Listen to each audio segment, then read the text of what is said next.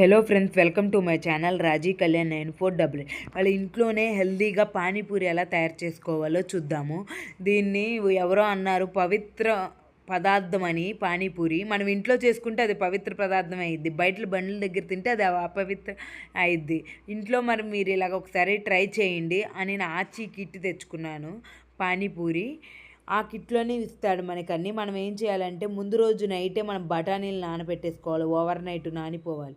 అవి మార్నింగ్ మనం ఏం చేయాలి, ఎప్పుడు చేసుకుంటే అప్పుడు కుక్కర్లో 5-6 విజిల్స్ రానిస్తే సరిపోతుంది మనకి కర్రీకి, చాట్కి. ఇంకా మిగిలినవన్నీ ఆ కిట్లోనే ఇస్తారు మనకి.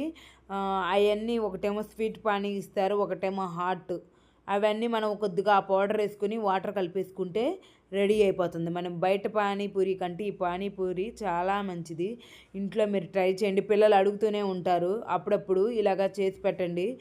పానీపూరి చాట్ కూడా ఇక ఉల్లిపాయ టమాటా మగ్గిన తర్వాత బఠానీలు కూడా వేసి కొద్దిసేపు మగ్గిన తర్వాత ఇలా స్మాష్ చేసేసుకుని ఉప్పు కారం వేసేసుకోండి, అంతే చాట్ రెడీ అయిపోతుంది.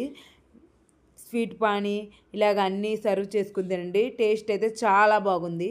మీరు కూడా ఒకసారి ఇలాగ ట్రై చేయండి.